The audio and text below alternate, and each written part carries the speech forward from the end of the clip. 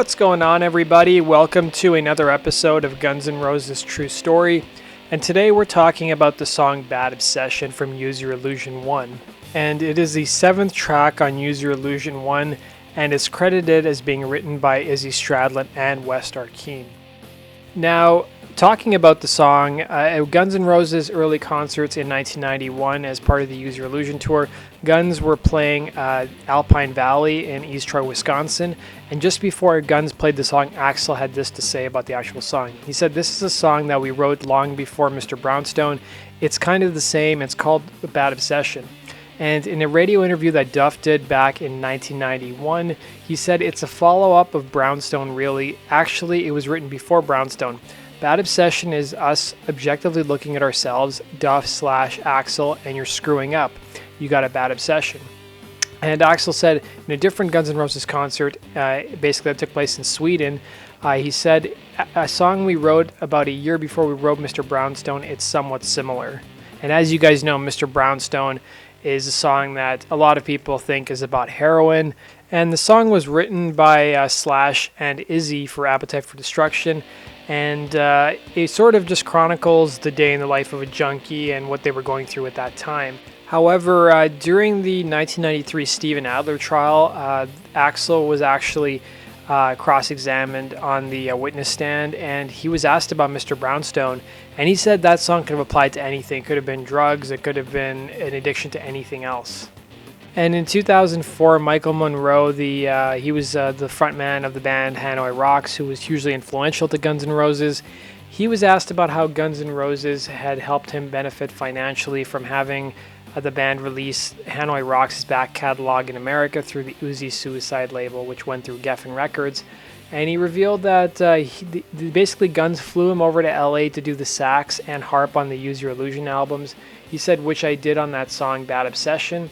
He said during that time him and Axl were driving around, and Axl had never heard of the band The Dead Boys, and he put on the song Ain't It Fun, and Axl was really into it. And then the next day he called the other band members and said, "Hey, we got to do this song in the studio." And of course it ended up on the Spaghetti Incident, and Michael Monroe also sang on the song as well. Now, like a lot of bands, Guns N' Roses have a lot of people who cover their songs, and there's even a lot of Guns N' Roses cover bands. And a lot of Guns N' Roses cover bands are named after, GNR songs, and one of them is called Bad Obsession. And in 2006, they actually went on tour with Steven Adler in the UK.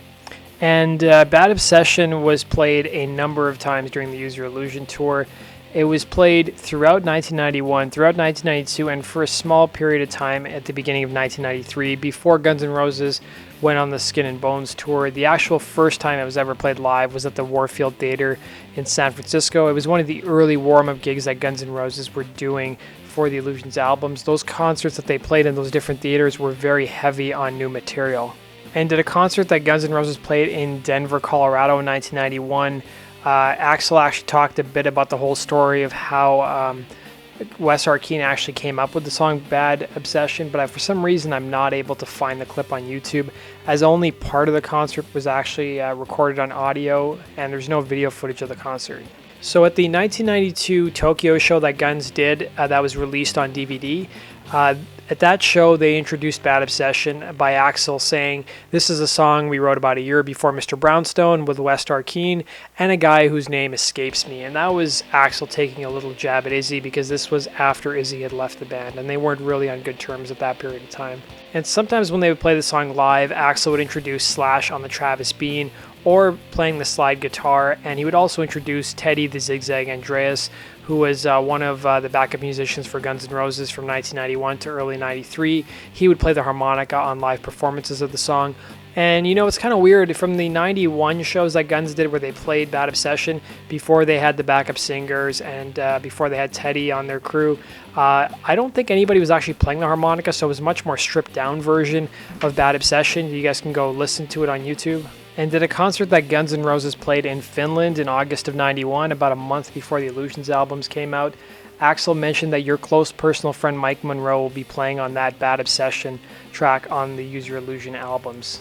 And then at a show that Guns N' Roses played at the Eastern Creek Raceway in Sydney, Australia back in 1993, Axl told the crowd he never thought they'd be back in Australia because the last time they were there they had the Bad Obsession type of fun.